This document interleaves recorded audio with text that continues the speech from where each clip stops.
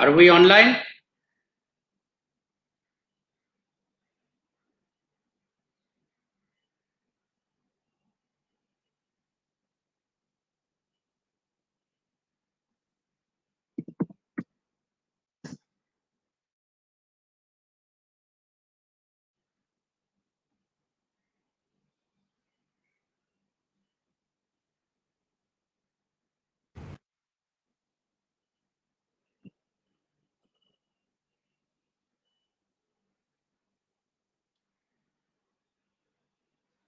Hi, Jaibim Valeri. How are you? We got your questions.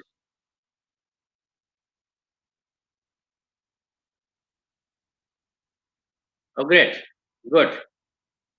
So today we have a very renowned monk, Venerable Dr. Anil Shakya with us. Basically, he is from Nepal. वो नेपाल के रहने वाले हैं और 14 साल की उम्र में at the age of 14 he become uh, he became a novice, and then he went to Thailand, and there he was ordained as a bhikkhu. He did his graduation in Thailand only, and then post graduation in Kathmandu. Then again he went to do his post graduation in Cambridge University in anthropology, and then he did his PhD from Brunei University, UK, from Brunel University, UK. He also acted as an assistant secretary to Supreme Patriarch of Thailand, and as of now, he is a deputy rector of Mahamakut University. Mahamakut University is one of the largest university. It is basically for the monks. They teach monks, and there are two universities. One is MCU, and another is MBU. So this is Mahamakut Buddhist University, where Dr. Anil Shakya he teaches the monk. He would be joining us very shortly, and let me tell you that uh, Venerable Anil Shakya is from the same clan of that of Buddha. So he also belongs to the Shakya clan, of which we know that King Shuddhodhan was a Shakya. So he also, Dr. Anil Shakya, Venerable Anil Shakya, belongs to that clan. So we are very fortunate to have with us Venerable Dr. Anil Shakya. I would request you to seriously listen to his talk. He is extremely good. He has traveled quite a lot abroad. He goes to many seminars and delivers very forthright, opinions. And you can actually ask him some questions if you're in mind. Actually, we have received some of the questions which we have shared with him. He would be answering some of them, and maybe during, if we get some time, maybe we can answer. We can actually ask him some more questions. So, may I now request to take Venerable online, please? And after I finish his introduction, I would request to take me off the screen.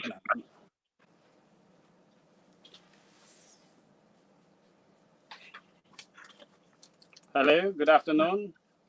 Can you hear me? Yeah, good afternoon, Bante. Venerable, I can hear you, but I am yet to see your picture. Yes. Good, fine, no Vandami problem. Bante, good afternoon. This is Good Dr. Harshit afternoon. Kamle. Happy Vesak. Yeah, same to you, Bante. Yeah, we are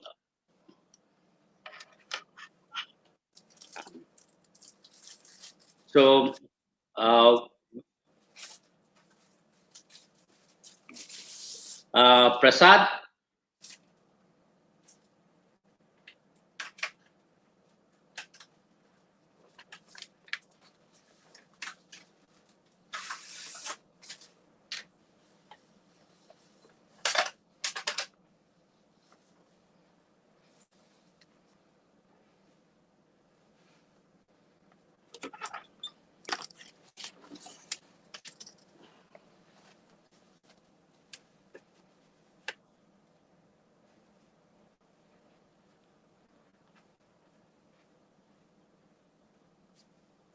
Any chat? ชัดใช่ไหมคะ StreamYard.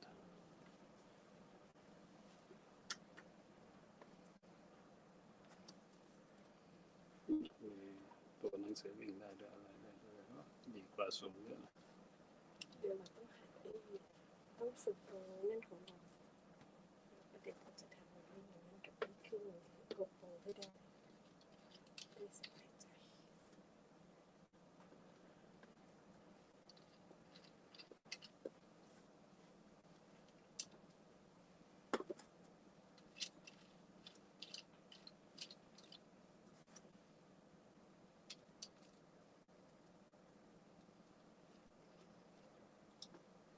So am I waiting for anything?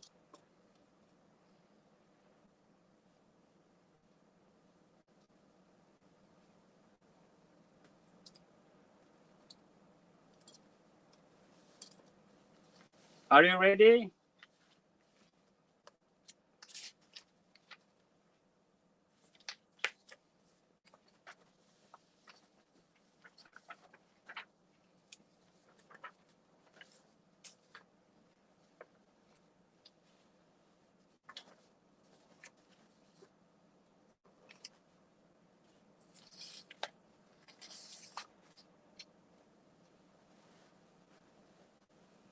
Hello.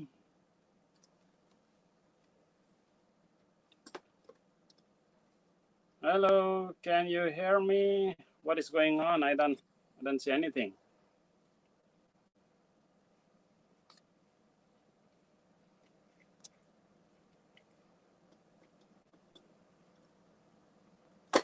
You can start. Okay, looks like.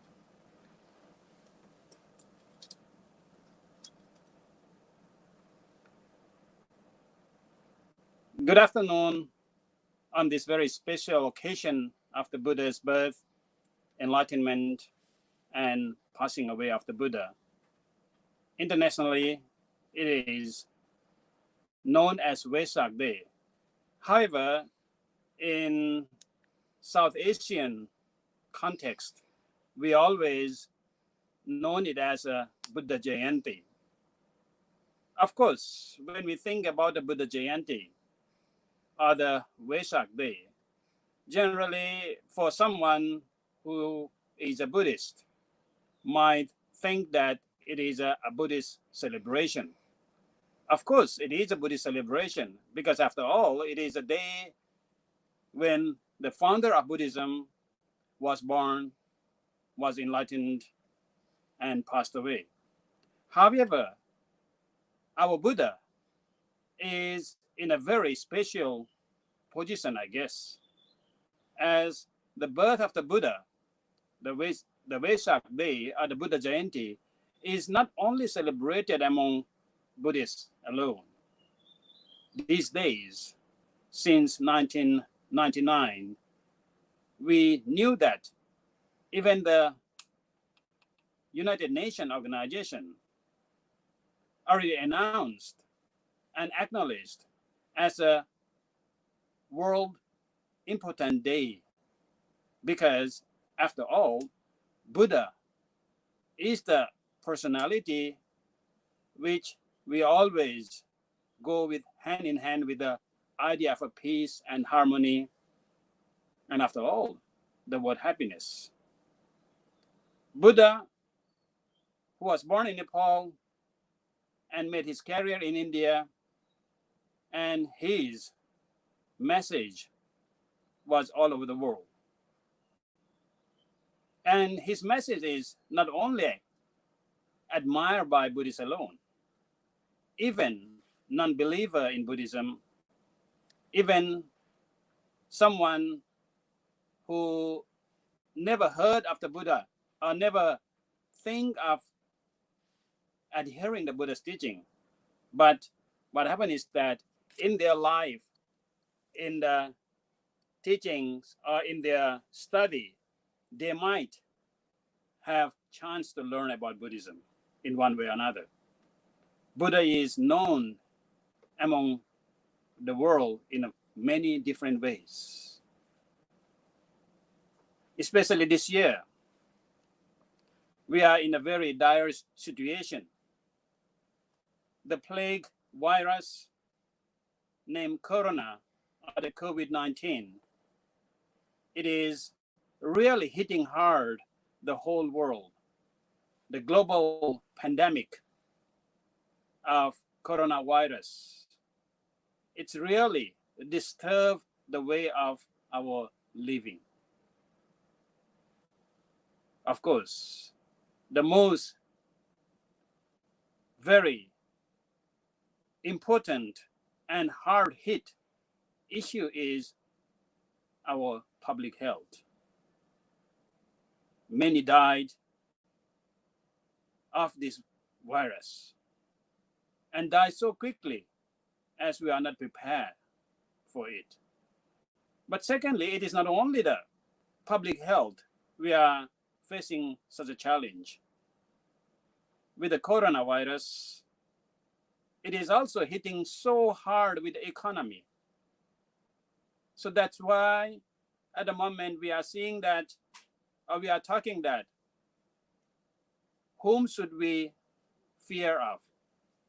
Whether we should scare of the coronavirus, or we should be worried about, we should be worried and very difficult to find even a meal for a day.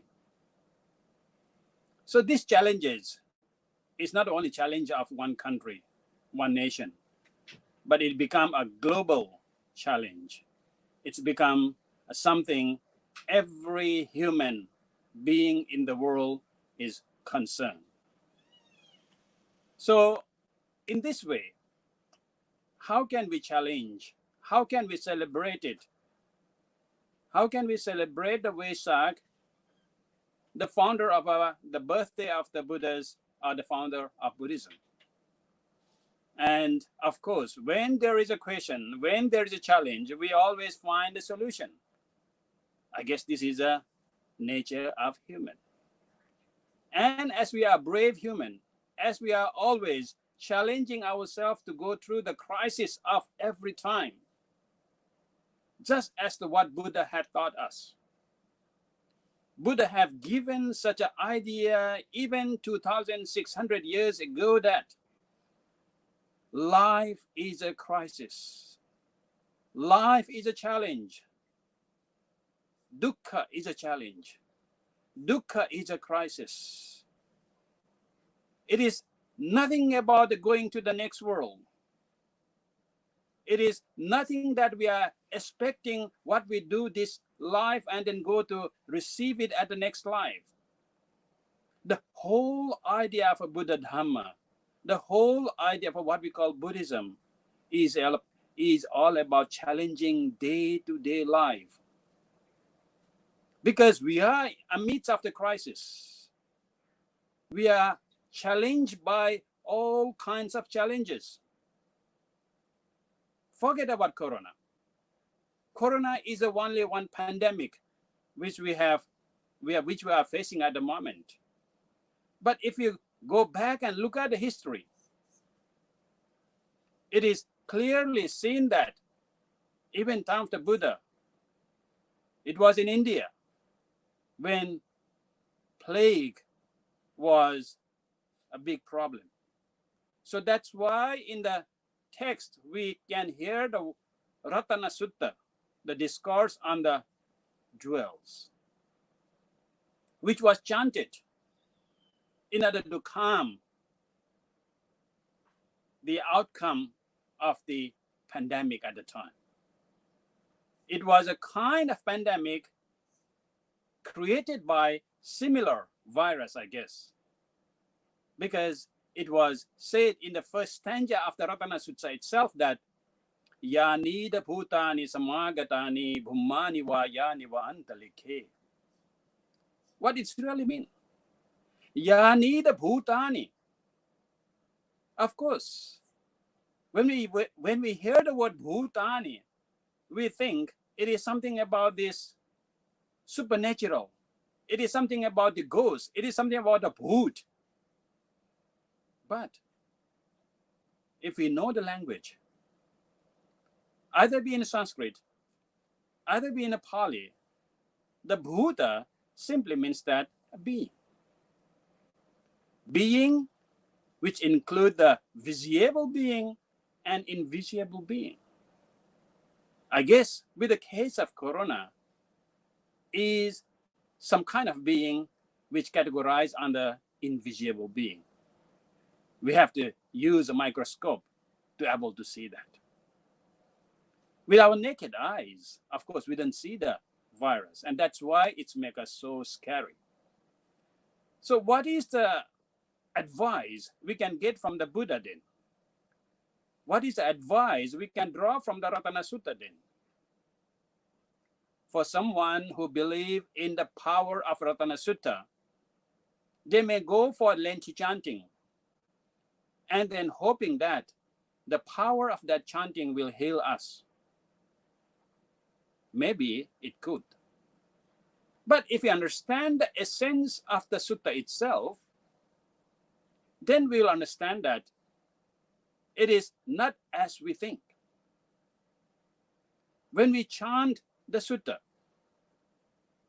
if we scrutinize the essence of the sutta itself,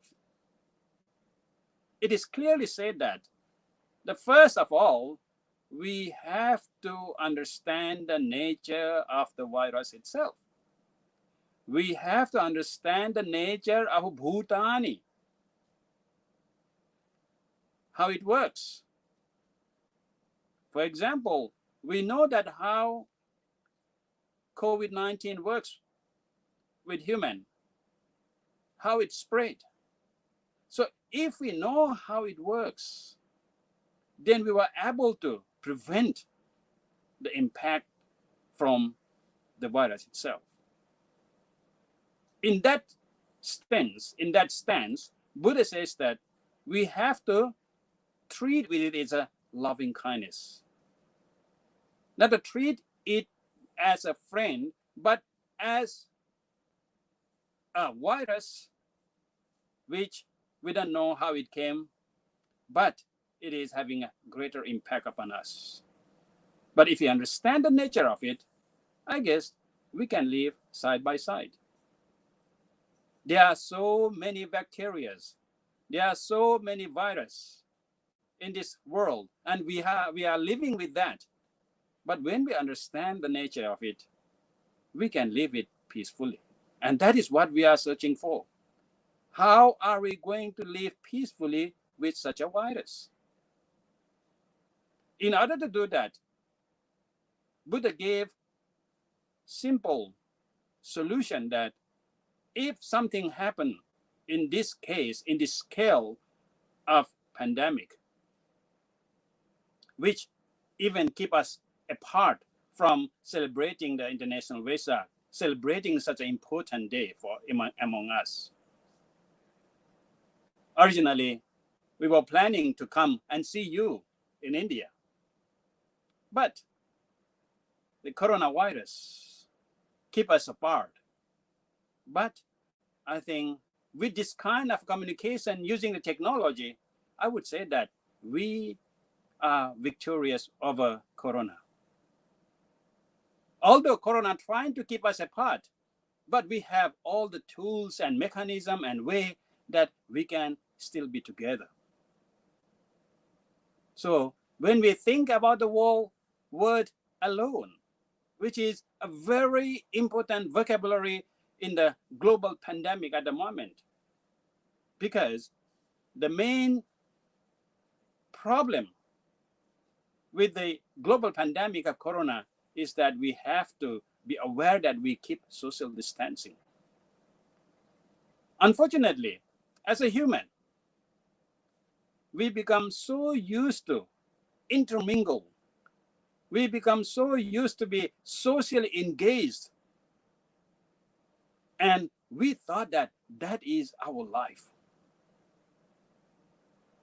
But if we really look at it, when we were born, do we born in a group? I guess not. When we were born, we born alone. And when we were born, are we happy? Again, I guess we are not. Because the first symbol we see with each birth of a boy, a girl, is the cry, the voice of a cry. If we are happy, I guess that we should be born with a big smile. But we are never. I have never seen and I have never heard any case that we born with a big smile on our face. But every human being, when they're born, they cry. That is already telling us the truth of what human all about. Since the day we walk out from the mother's womb, it is already crisis. When we are in the mother's womb, I guess that we are protected by our mother. But as soon as we are walking out of our womb, all the security is gone. And everyone's life have to fight for themselves. So this is the great lesson Buddha taught us. So that's why Buddha says that the birth is suffering. The birth is suffering. To run a life is suffering. So basically what we're all about is this crisis. So therefore, in a way, when we are in such a crisis, the most importantly, we have to think through and then try to get over such a problem. So I would like to bring back such a message, what we can get from the Buddha's teaching. In one of the Buddha's teaching, Buddha says that in order to come over any crisis, in order to come over any problem, whether it is a big or small, we have to develop our mindset in 4 different stages. The first stage of our mind set we have to develop is that Patisankhana Bala. What does it mean? Patisankhana Bala basically means that it is a power of computations. We need to develop such a power that we see things thoroughly in our life, in our daily life. We are taken away with all the power of so many things. And especially, we are always taken aback by the power of greed, the power of aversion, the power of delusion. Not only that, we always think that we are great, we know a lot, we are smarter. I know, I got such and such a degree. But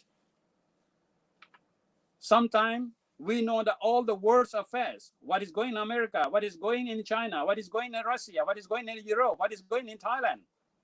We talk about the Buddhism in the world, and we thought that we know a lot. Well, you might be true. You know a lot, but nothing of yourself. Because the whole idea of learning so many subjects, so many topics, is just to know yourself. Because you, as a human, is so intricate that it is difficult to understand yourself. So that is why Buddha's wisdom is, how do we know yourself? Or how do I know myself? As Mr. Hashnip has said that, in my life, I was a novice at the age of 14. And throughout my life, I was able to achieve with what I call the most people's dream of having a PhD from the prestigious university. Of course, I got it. But what makes me a human? What makes me a simple monk as I am now? Is that with a degree? With that is the knowledge I get again from the university? Or is that something I relate? Who am I with you guys who is in India at the moment? It is not a degree. It is a care and love and compassion we are sharing in this very critical moment. And this is how we are celebrating a Buddha Jayanti. Because after all, Buddha Jayanti is all about celebrating yourself, celebrating who you are, knowing who you are. If you know who you are, then you are eligible to celebrate. Because there is no such thing as you or I, after all. So any problem, any crisis, when it hit like this, so Buddha asks us to bring all the power among us and compute it and think through it. Look at it as one of the challenges we have to go through. Of course, that is not only the doctrine, it is not only theory. At the moment we are facing such a problem, how we are going through this pandemic. So you have to think wide. You just can't think in a one dimension. We have to think in a multi-dimension, what is called a prajna or the panya in the Pali. Because the word prajna or in panya in the Pali basically means that knowledge from the multi-dimensional knowledge. We need to develop that skill at the moment.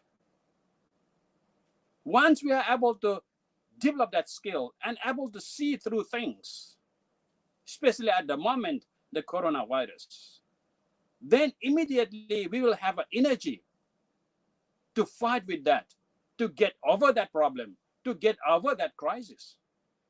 So that's why the power of development, bhavana bala, is another step we have to develop in our mindset.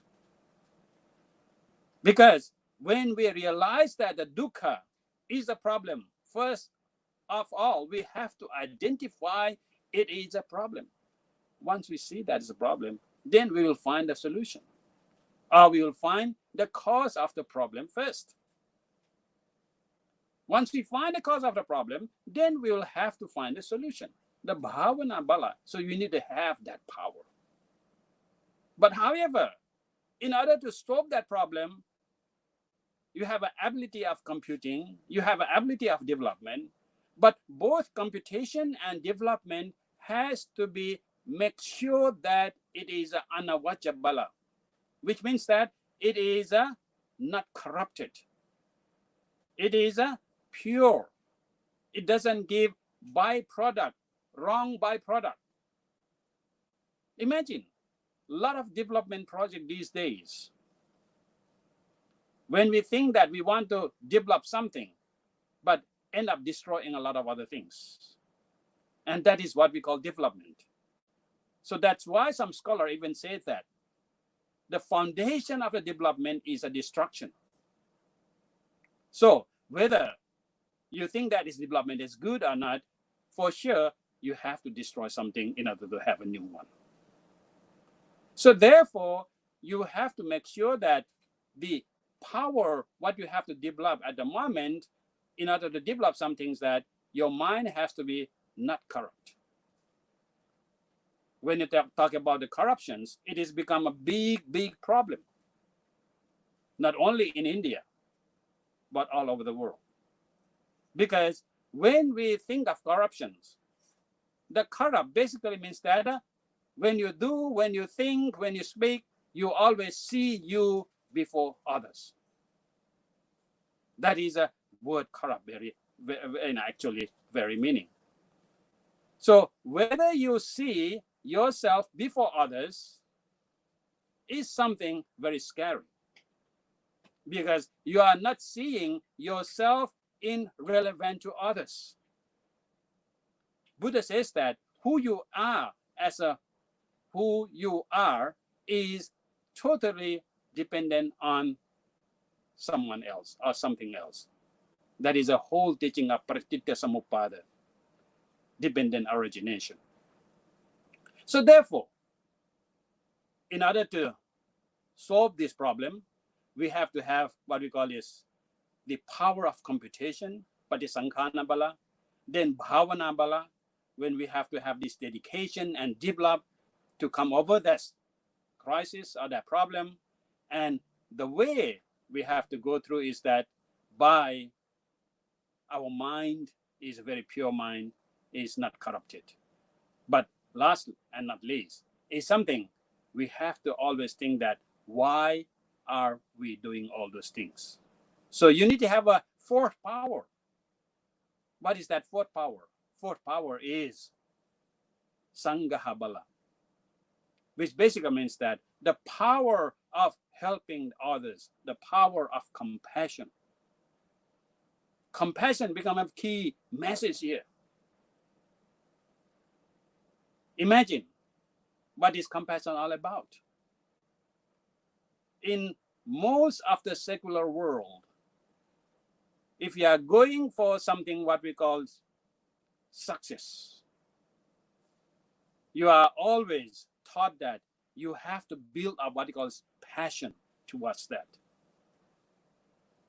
Of course, if you want to pass your exam, you have to be passionate with that. If you want to success in your business, you have to be passionate on that. If you want to win over someone's heart, you have to be passionate with that boy or that girl. That is true.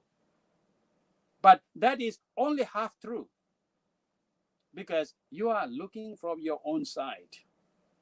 You are looking as an egocentric idea.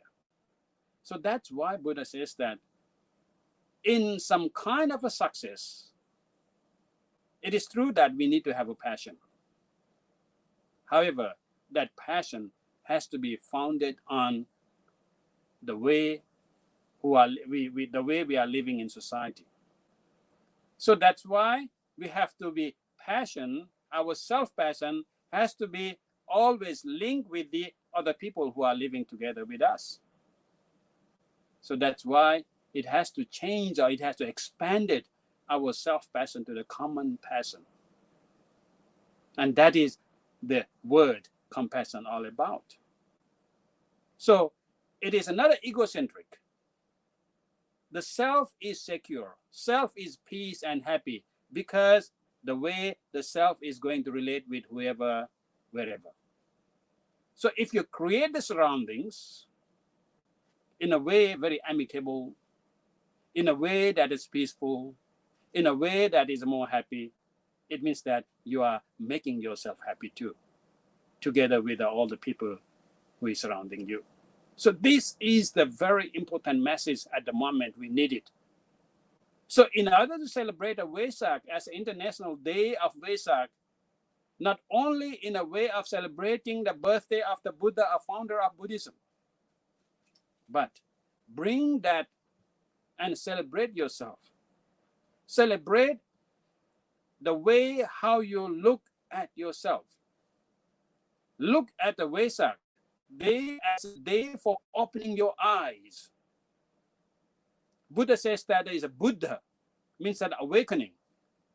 But in many times we are not a Buddha, but we are Buddhu. We are stupid to look at ourselves. So the very Vesak Day is basically means that we have to develop the idea of looking at yourself, to understand yourself, who you are, how you are dealing with the things, and so and so.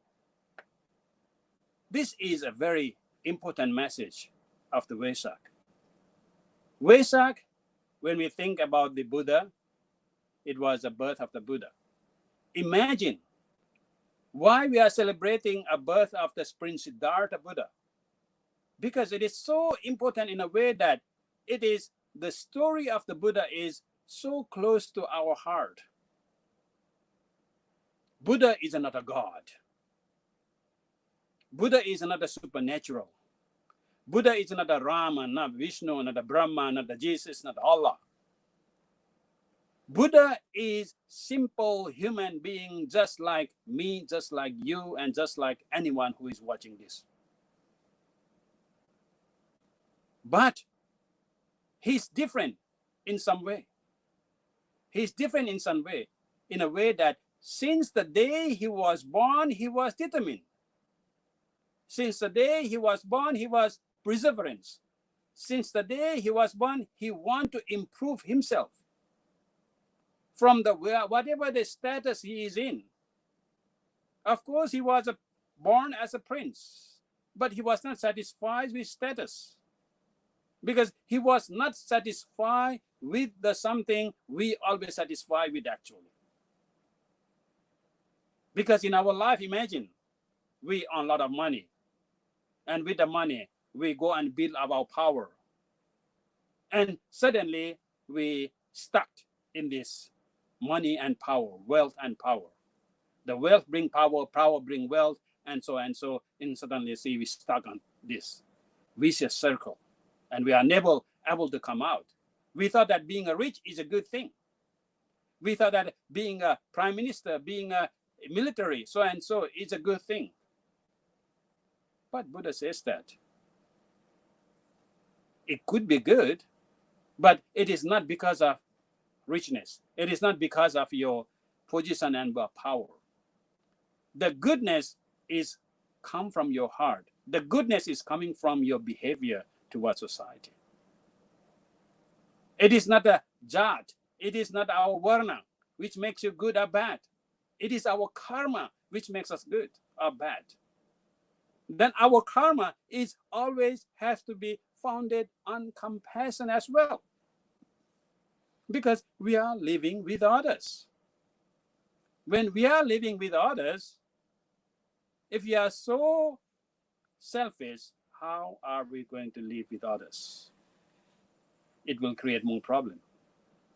So therefore, this is the message what we get from the birth of the Buddha.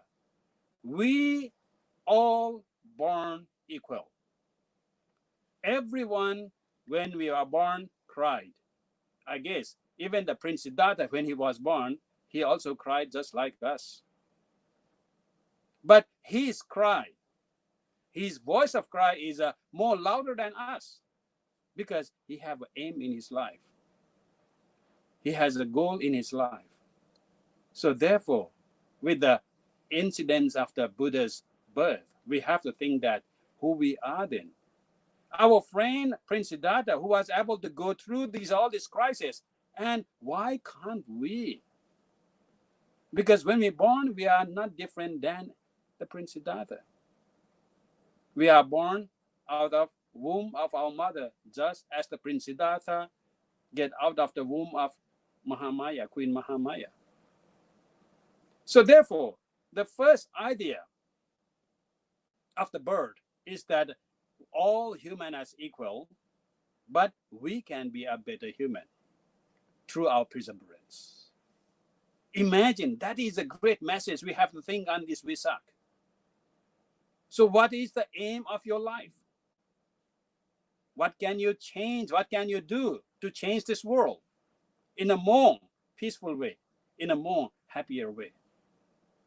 Not only yourself, but of course, if you are think of yourself irrelevant with the others, that is the matter. Then, what about the Buddha's awakening? When he says that Buddhato, or when he became a Buddha, that is enlightenment, that is awakening. It is opening your eyes. It's opening of the eyes of the Buddha. Awakening, Buddha. And we are still sleeping, you see. Although our eyes are open, but we are always in sleep mood. We never knew that we are awake. We never knew that when you see things, you never see the things.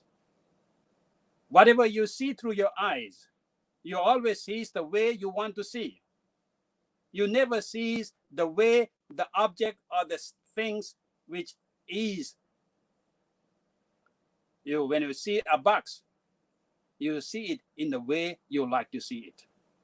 You never see a box which is just a simple box, which is a combination of this and that, it makes a box. No. When you see a box, your imagination goes on. I can bring that box to put my jewelry, to put my this. I can use this in that way. So you never see the reality of the box itself. So the Buddha's enlightenment awakening is that open your eyes and able to see the reality of the world. So imagine that. The message Buddha has given on this International Day of Vesak is something that we are always very sleepy, always in sleep. Buddha says that it is time to wake up.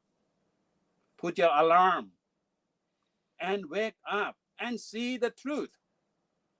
What is going on around you? What is going on inside your mind? So when you try to see that, then you might be able to realize, you might be able to understand your thought. You are able to understand the reality around you. So that is something, a very important message in the Vesak. Of course, when after the Buddha's enlightenment, for 45 years he went through state after state, village after village. For what? For the benefit of the many, for the happiness of the many, for understanding of others' suffering, with the understanding of others' suffering, with a compassion to the world. You see, when we think of the Buddha, he was not never selfish. For some people, they thought that Buddha is sometimes in a selfish mood. For example, one of the questions is that we read in the life of the Buddha that after the enlightenment of the Buddha, Buddha was reluctant to teach. Of course, that might be true in some sense. But what do you mean by reluctant? What do you mean by his mind is not full of compassion? I don't think so. But imagine all the situation of the society at the time. What he thought was totally against the grain of the world view or the view of the time at the time, especially with the Brahmanism, especially with the Jainism. So the majority of the people always think that in order to get peace and happiness, you have to please God. But suddenly Buddha was saying that no, there is no such thing as a God. The Godness is within yourself. You can improve yourself to be God here and now, not in the heaven somewhere we are not seeing. If you behave like a God, you are God. It is not only human, but you can be a God, a human God. Imagine in our life we have seen many people who have this quality of godness. So Buddha says that is something what we need to develop. So open up your eyes and see that. So when he was he reluctant to teach that? No. What happened is that when he was just awakened and he thought that, okay, my knowledge is so deep. My knowledge is so complicated compared to the general understanding. How am I going to convince those people and see the things as I see? So that makes Buddha a little bit a challenge. So that's why what we call reluctant. But however, in a few seconds, Buddha changed his mind that in fact, I might try, because there are so many categories and qualifications of the people. What we call is 4 lotuses. But actually, in the Tripitaka, it is only 3 lotuses. The 3 types of people are that some people are so smart enough just to hint, just to give small hint, they might be able to understand very clearly, very quickly. Just like a lotus, we're just waiting for the sunshine. When the sun shines, immediately bloom. So there are such kind of people, which is easily understandable. How complicated is that? Doesn't matter. The second type of lotus or person is that we have to give a little bit of a care. Imagine the lotus is under the water. There's a lot of insecurity in that lotus. It could be fallen to be a meal for some kind of creatures. So we have to take care. We have to keep on teaching, guiding, but still can bloom at the end of the day. And some, of course, you need a lot of care, just like a lotus bud. It is very juicy. It is a very nice as a meal for some creatures. So that's why in order to wait and nurture it until it is ready to bloom, you might have to pay more attention and perseverance. That's all. But every single human being is able to teach Purisa Dhamma Sarati. So therefore, Buddha was reluctant. Yes, in some way. He was thinking hard that how I'm going to teach. But as he realized the truth that there are so many kind of personality, human, and he changed his mind and went forward to teach. So therefore, Buddha's enlightenment and the way he taught for 45 years is that he never think of himself, but he think of the world relating with him. Because imagine, when we think of whatever subject, whatever country, whatever issue we are thinking, first of all, we have to have I. And then when you are there, you make all those stories by yourself. So therefore, you have to relate yourself with others, which is totally different from the way the Indian society at the time. Because Indian society at the time was so hierarchical in a way that it is very difficult to think in this way. So that's the reluctance the Buddha was facing at the time. But he came over that problem by seeing the nature of a human as a one human. It is not only the intellectual quality we might have to develop. So that is something we think as a Buddha's birth. So his birth is not only giving that opportunity that we can go through all the crises, we can achieve the way, the goal we are wanted. But at the same time, we have to think in a more majority and able to see things as they really are. Not only that, for after 45 years, he passed away and become parinibbana in Kushinara. When he was parinibbana, of course, again he taught us that appamadena sampadeta. What it really meant. He summarized all his teaching, 45 volumes of Tripitaka, 45 years of his teaching experience. He taught in a single word, that is to be mindful, be cautious to all this changing world. So we are facing the crisis of this coronavirus. And then that is our challenge. Buddha said 2,600 years ago in the Vesak day that the world is impermanent. So we have to be ready to accept what is the impermanence we are facing all about. If we have this mindful, if we are ready to change, if we are ready to understand what we are challenging, what we are facing, then of course we might come with the wisdom how to come over that problem. So therefore, when we think of the Buddha's teaching in the Vesak Day, we have to think in the one message is the mindfulness, to be mindful with whatever things, the thought, the speech, we are committing every minute, every second, and every day. To be able to know yourself relating with others. Because my word, if I'm speaking alone in my room without this technology, of course, it doesn't matter. Some might address me as a crazy monk, that's all, because I'm able to speak alone in the room. But apart from that, it is another something matter to the world. But although I'm speaking in the same spree, but with this technology, I don't know how many of you in India is hearing me. So every voice, every noise, every word I make, I have to take my responsibility. I have to think in a way that what is the impact it will give you to all the audience. So when you're able to think that, that is a Buddhist way of thinking, you see. That is trying to put yourself in amidst of the community and society.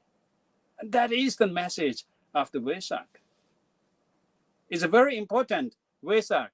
That's why I always say that Vesak is something very important, and then we might just simply give a new meaning of the word Vesak in a one way or another. For example, in one of the conference, I gave a new meaning of Vesak. What is that?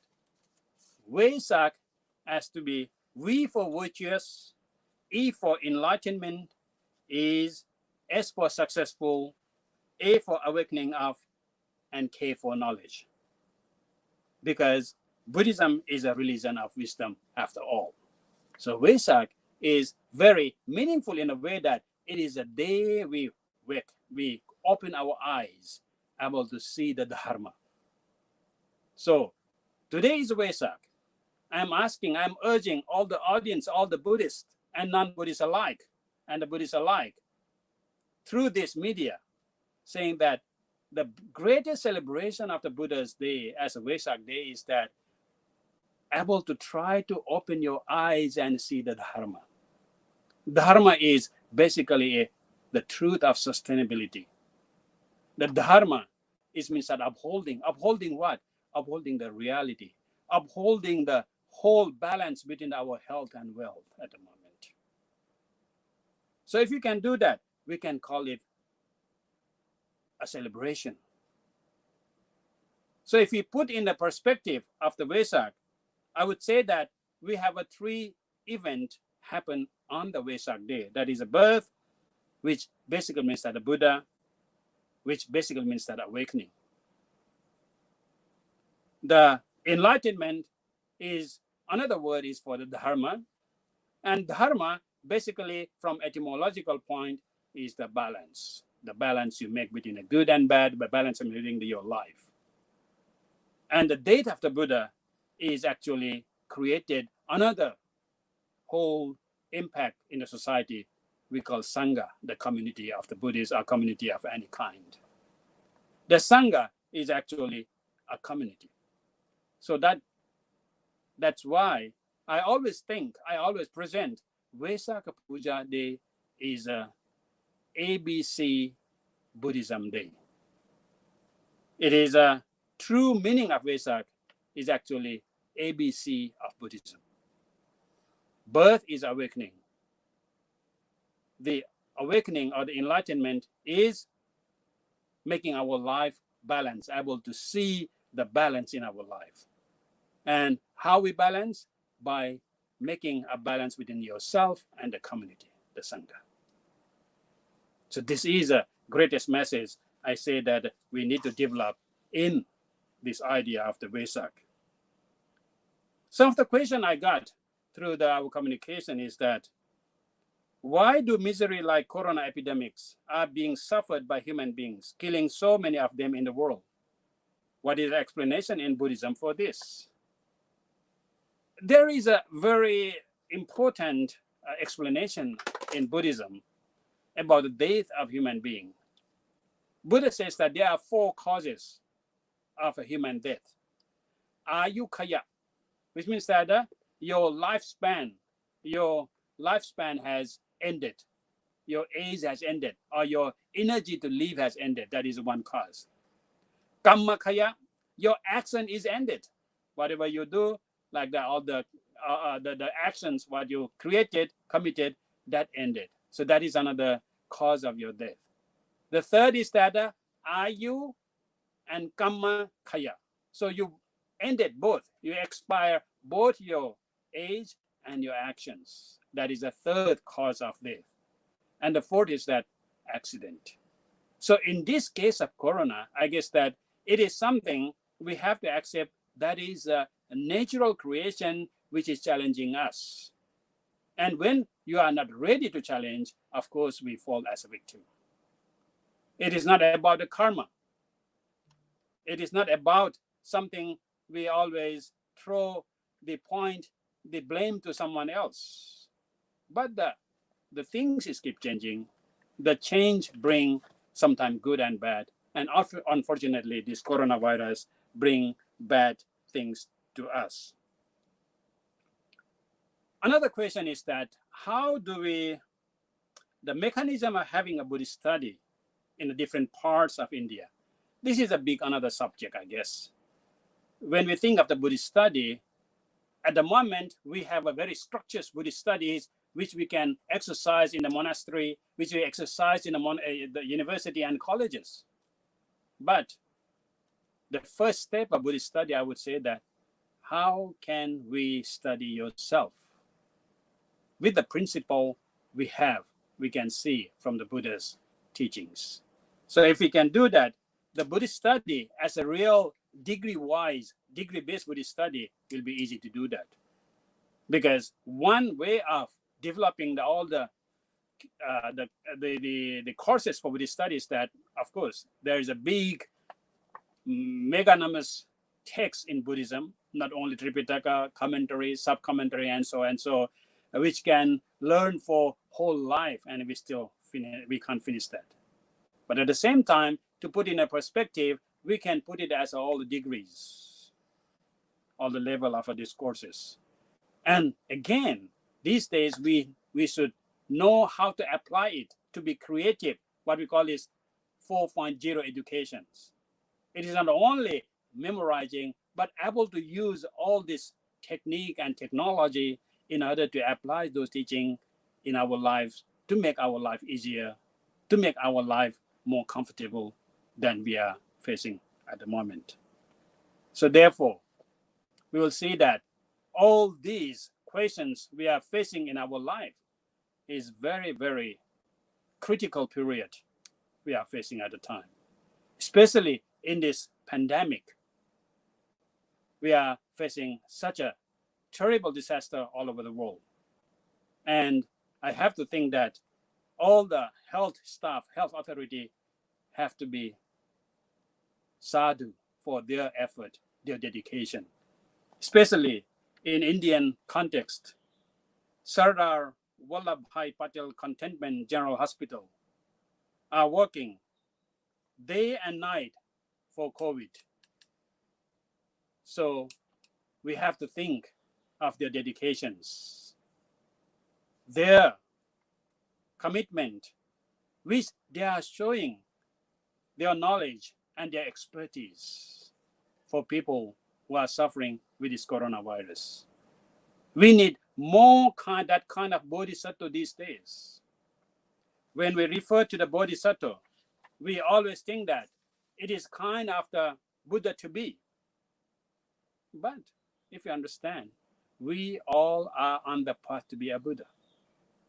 We all are bodhisattva in one way or another. But in the case of the coronavirus, we can see the more visible bodhisattvas these days, more easier, because what we have seen, all these health authority doctors are dedicating for the happiness, for the safety of humankind is such a dedication that we can't imagine what they have done to save a simple life. So therefore, we might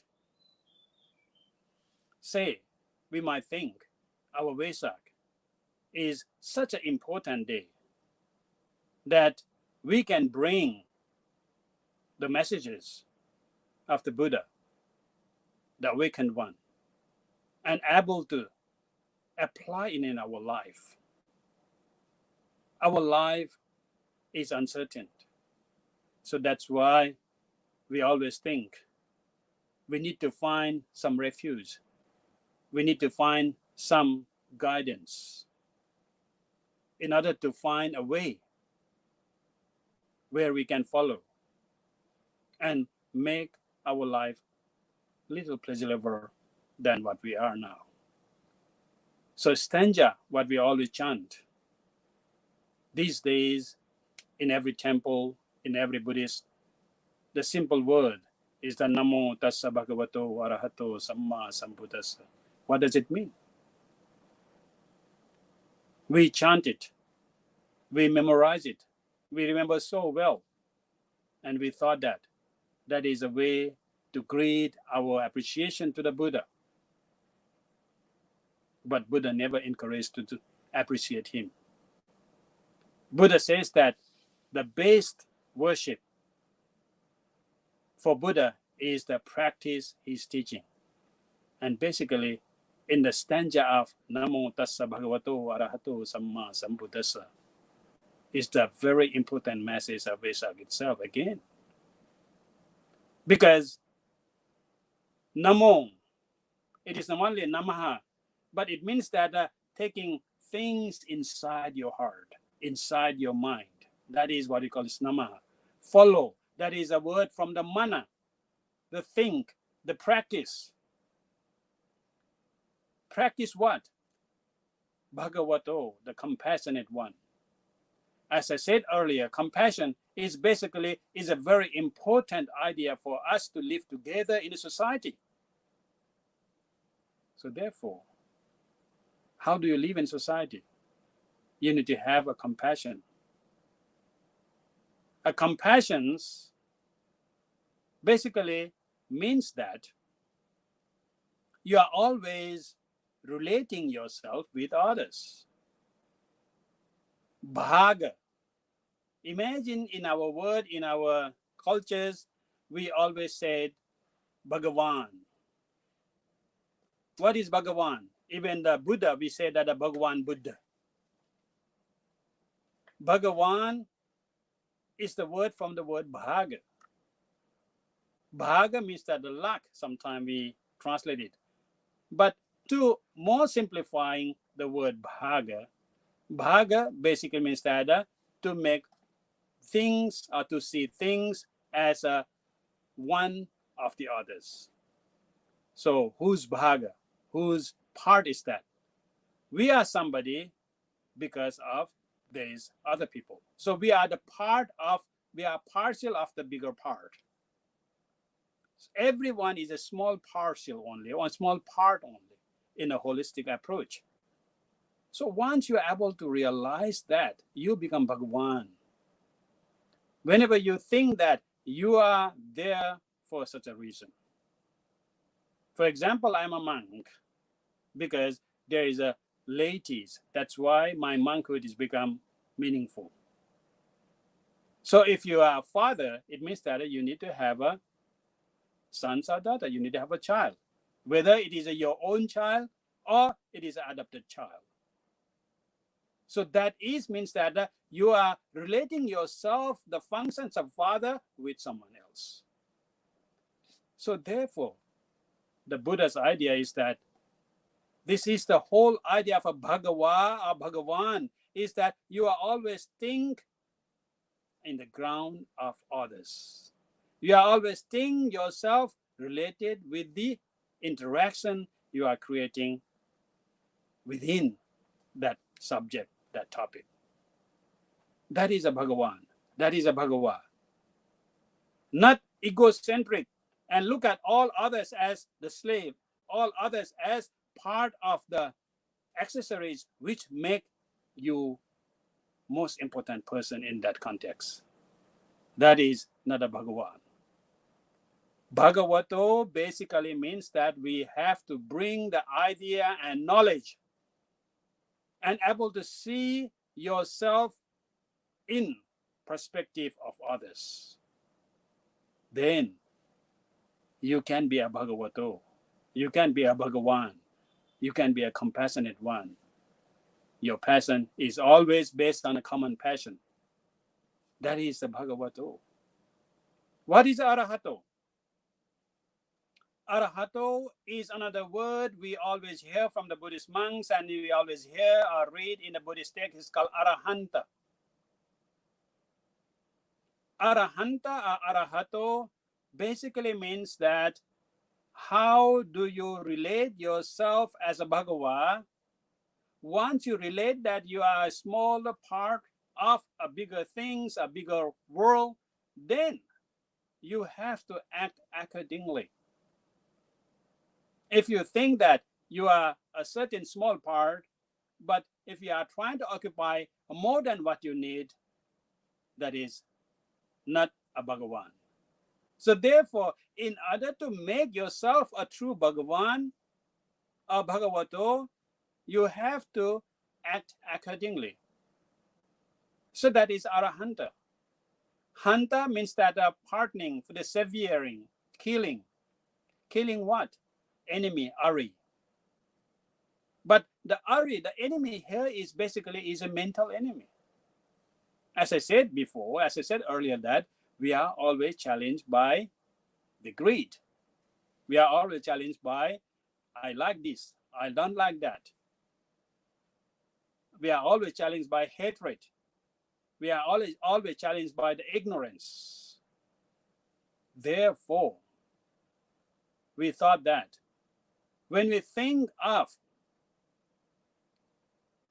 acting accordingly, the true understanding of who we are as a Bhagava, as a part of the whole thing, then we have to reduce what we call our incentive of living together. The greed, the hatred, the ignorance, all those things have to be killed. All those things has to be thrown away in the garbage bin, because you can't be a part of something if you have a big amount of greed, hatred, and delusions. Because with the greed, hatred, and delusion, you want more space. Your body becomes floated and so big. You need this and that more than anyone else. You will have hundreds and thousands of reasons to support that, why you need this. But immediately, once you see yourself in perspective of others, all your requirement, all the understanding as who you are, immediately changes perspective. That if you can help others, it means that you are helping yourself. Not helping yourself, it's become helping others in one way. But when we look at, if we look from the perspective of helping yourself, suddenly you are looking at others as a slave, as something else. It's alienating yourself from the others. But if you look at that, you are the part of this whole community. You are the part of this whole nation. So if you are trying to save the nation, if you are trying to save your community, if you are trying to act yourself irrelevant to where you are living, what you got it, so immediately that is the whole idea of Arahato or Arahanta. How can you do that? By having a Samma Sambuddho. Samma Sambuddho. Buddha means that knowing. Sam means that by yourself. Samma means that which makes you calm, or which can end all the kind of suffering. Samma is, of course, sometimes we translate as the correct, the proper, the noble. But in fact, it is a proper, it is a noble, it is a correct, because it is not creating any suffering further. So therefore, we have to realize, we have to understand, it is kind of a cognitive process we have to develop in order to realize the reality of the world, reality of yourself, when you are comparing with others in the society. That is simple meaning of Namo Tassa Bhagavato Arahato Samma Sambuddhassa. So whenever we chant Namo Tassa Bhagavato Arahato Samma Sambuddhassa, just don't take it as a sacred mantra, but take it as something very essential guidance to guide your behavior, to guide your thought, to guide your life. Whatever you do, whatever you speak, whatever you think, always think in the line that you are part of the society. You are a small factor of this whole world. And then act accordingly, think accordingly. Immediately, you can change this world. Immediately, you can transform this world to a heaven, because everyone will be happy around you, because the way you think is always not biased, not a greed, not a hatred, but it's always amicable.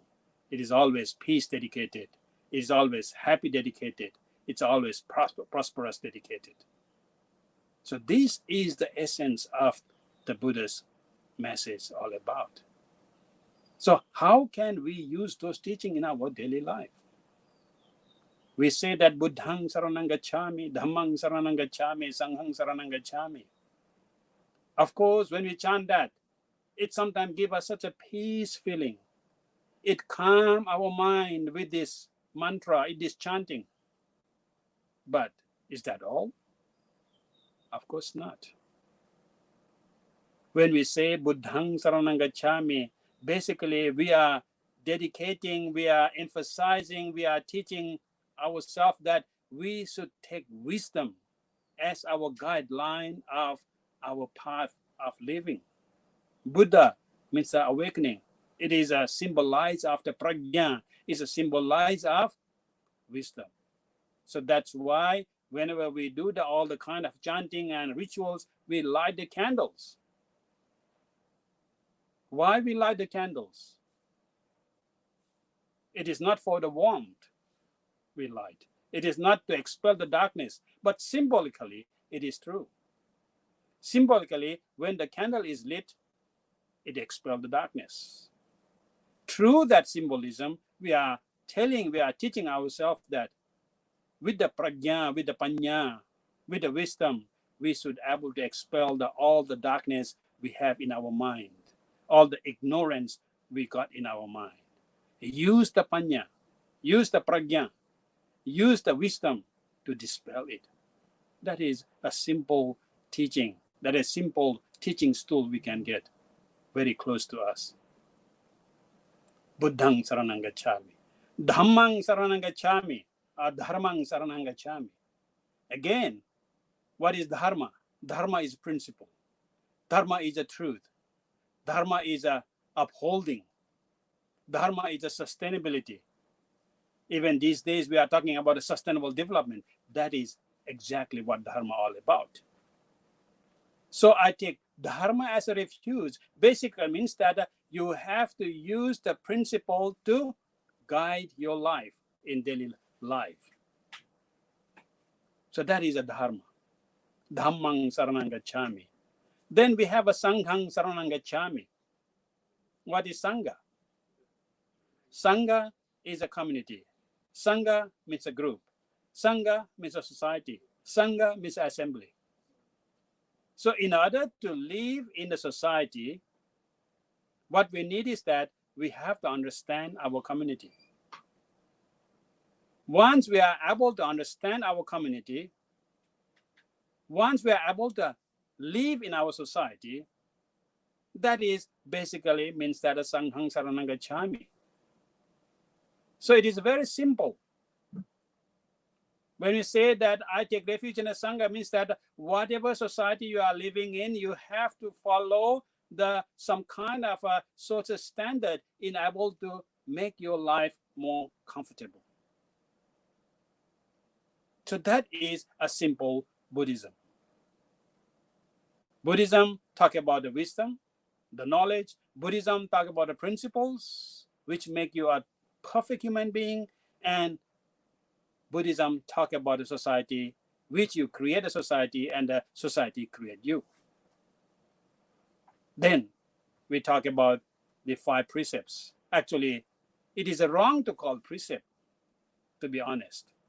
Sila basically means teaching. The sila basically means the normality, the reality, the satisfaction, its sufficiency. It's all about sila. Sila is another word, is a sila, which means that a stone, the heaviness, the stiffness, the firmness of your mind. So when we take a refuge and the 5 precepts, for example, panatipata veramani sikkhapadang samadhiyami, basically means that you are going to accept samadhiyami. Accept what? Sikkhapadang. Accept to study, to learn. Padang, the lesson. Lesson of what? Veramani, avoiding. Avoiding what? Panatipata, cutting the life, the prana.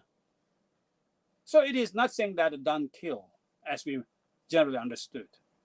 It means that you have to be cognized of the reality and a pro and con of killing or harming some other animals, some other creatures, some other lives.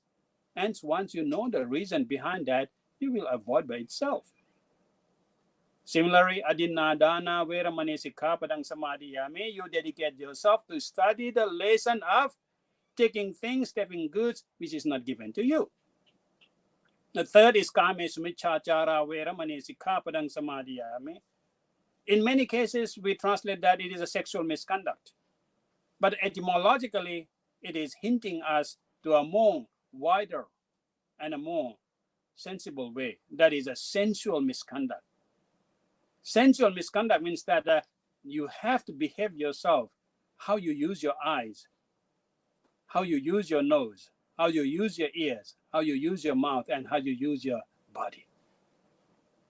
So if you are using those senses in a way obstructing or in a way that you are destroying the human rights, you are not following the human rights, that is basically the third sila means. So as a normal human, you wouldn't go and destroy someone's right. You always respect someone's right. So it is not about Buddhism, you see. It is about a normal humanity. The fourth sila, I dedicate myself not to tell lie, to study the lesson of telling lie. Again, we are not saying that you shouldn't tell lie, because we know for sure many doctors tell lies. When they find the patient, if the patient is in some critical situations, many doctors may tell you a lie, because if you tell the truth, you might die sooner than you expected. So you have to tell lie in that sense. In English, we call white lies. But it's not about telling lies, but about intention of hiding something which is the truth. So that, again, you have to learn yourself, the pro and con of that. Sura meraya majjapamadatana, we always think of alcohol and a drug and so, abusing after all the drugs and drinks. but actually doesn't matter. It is a drug or drinks. But the main point of the fifth precept is that which make you unconscious, which makes you pramada. So Buddha's idea is that to be apramada, you have to be mindful. And all those substances make you mindless. Even coffee, even tea, if you make you mindless, it is included in the Surah Miraya as well. So if you are able to understand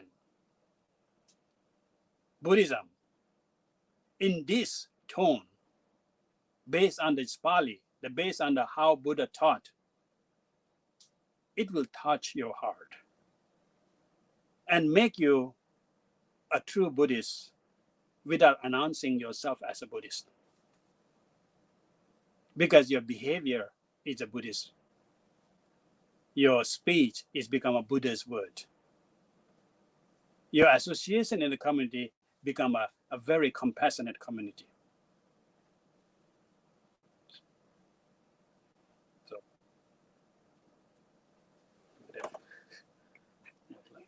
จบแล้วเขาบอกว่าเพิ่มเขาขยาย30 นาที อ๋อถึงว่า เขามี message มาขยาย30 นาทีแบบนี้ก็ไม่รู้30 นาทีเท่าไหร่แล้วจบแล้ว 1 ชั่วโมง 12 นาทีค่ะ ก็จบพอดีไม่ต้องสรุป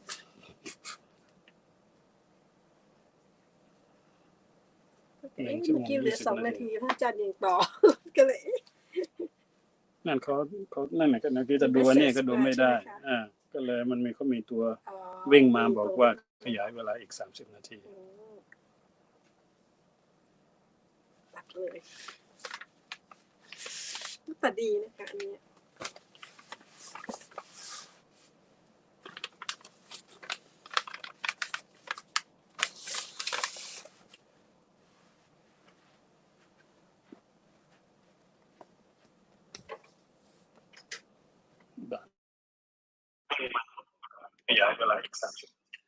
Yeah. Good evening, Venerable.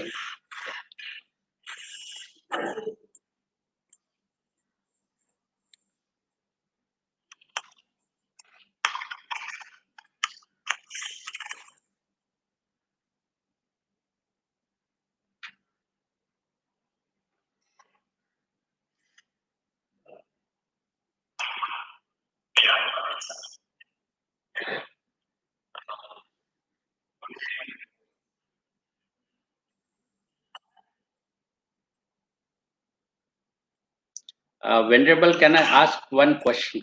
May I request you to, can I please put for one question?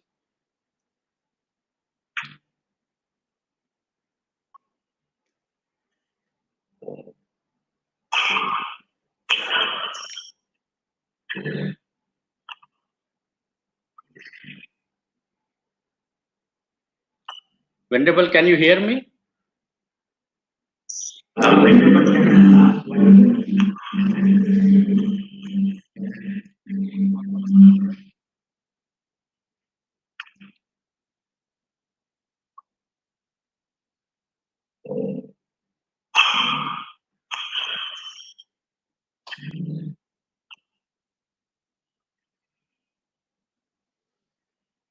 Yeah, GBC team.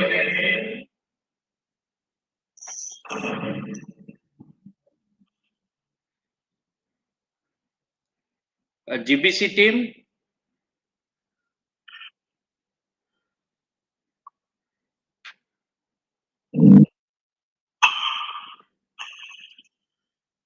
Okay.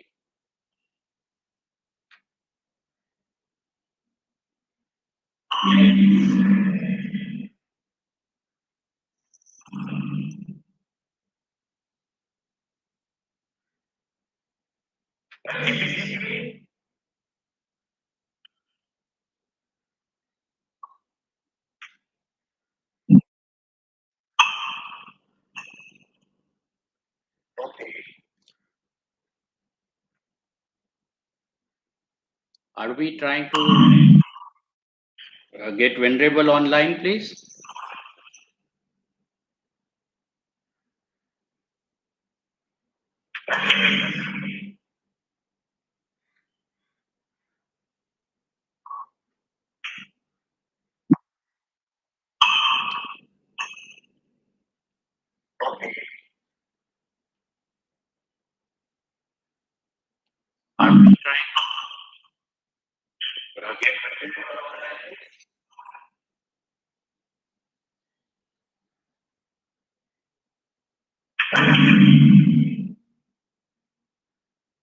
Hello. Connection loss.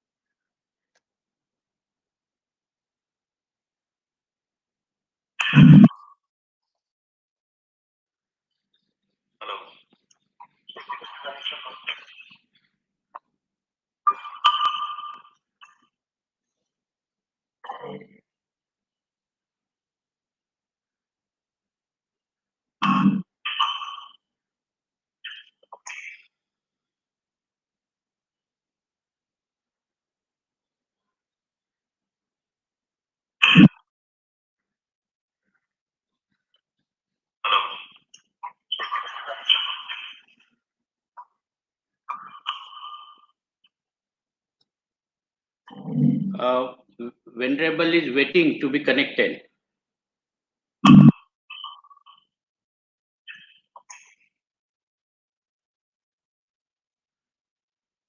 Please connect him.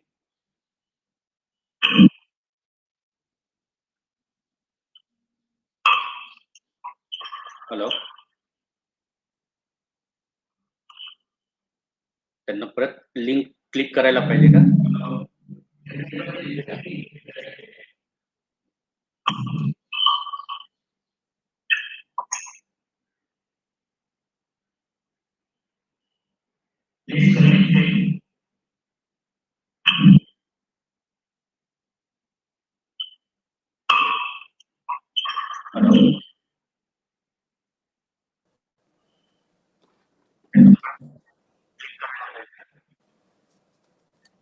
Yeah. Oh yes, Venerable. We lost the connect. I think we lost the connect. Yeah. Yeah. So And I think I was going too long, I guess, because I didn't have a watch with me. Oh, it was so interesting, Bante, and actually, I was the one who asked the question about that corona. So I was very curious, like why so many of people they have to die because of such an epidemic. You very in detail you asked you gave the answer for that. I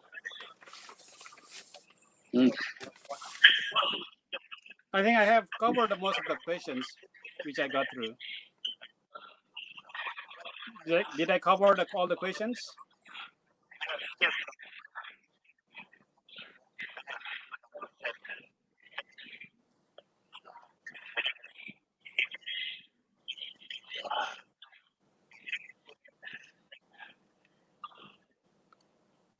Hello, what's going on now?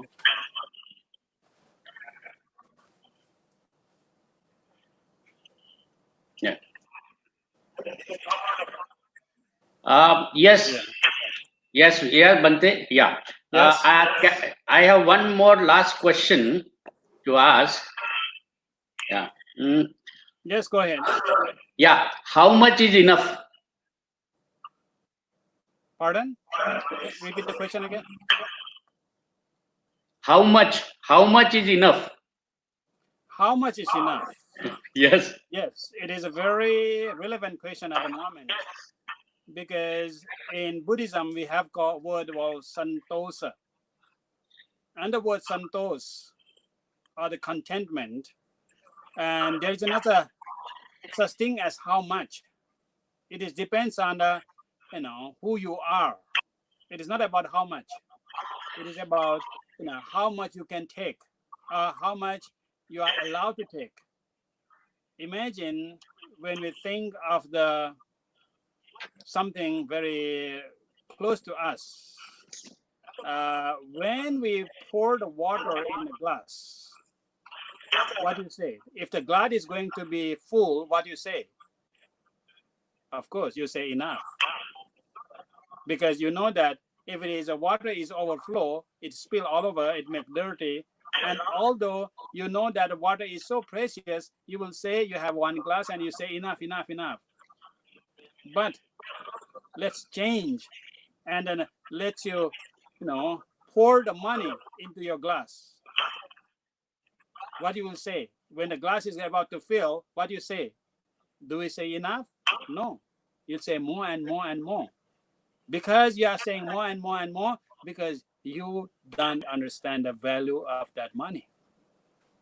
You think that if you have money, you can get more water. But of course, it doesn't work in that way. Money is only a kind of a factors to get the water. The reality, the essence of water, it has itself, because without water you can survive. But we can't. Without money, you can still survive. So in terms of enoughness, from the Buddhist point of view, is that you should know what is enough when you yatha labha santosa. You should know the contentment of whatever you get it. And with the result, you should know that it is enough for you. Yatha bala santosa means that you should know your energy. You should know yourself, that how much you can dedicate, how much you can put up. And that is the second contentment. The third is a yatha sarupa santosa. Basically means that it has to be based on the reality, the cause and effect. So that's why the how much is enough is different for each individual. We don't have a standardized enoughness. Enoughness depends on each individual, but it relies on that the greediness or the whatever you wanted, it is creating the self-suffering and the other suffering or community suffering. That is totally wrong with the enough. With the word enough, you have to go with the word that I'm satisfied, other people are satisfied. I'm happy, and others are happy as well. And as long as I'm happy, others are happy in a proper way, in a dharmic way. And that is what I define as enough. Do you get that?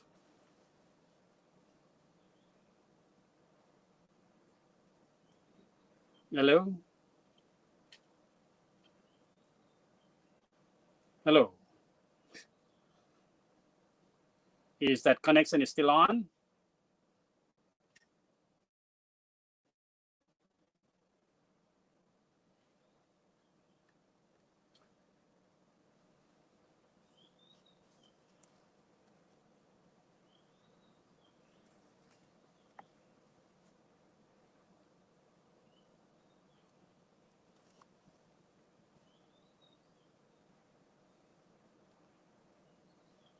Am I still on, or do you have another questions?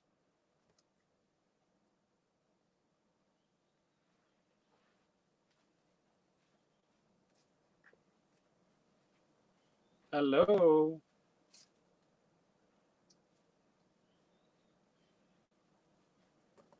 Okay. Towards the end of my talk, I would say that whatever we do in this very important day of Vesak as a celebration, it is not a kind of a party way of celebrating.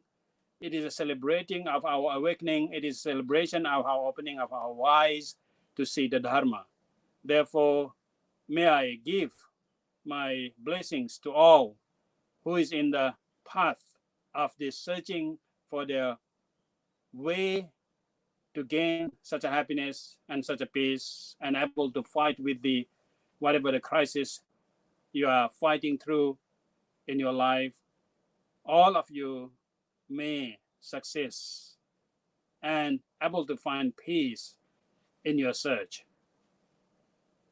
Abhivadana silissa niccang buddha pachayino chattaro dhamma vaddhanti ayuvanno sukhang balang siddhamattu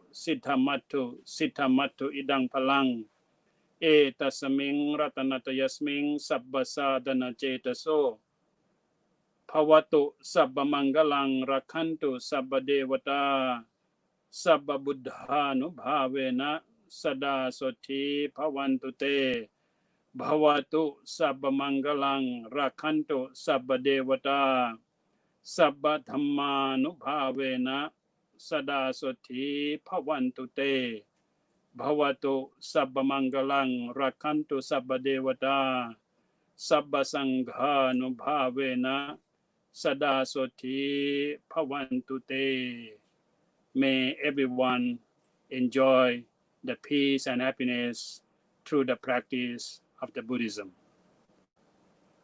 Thank you.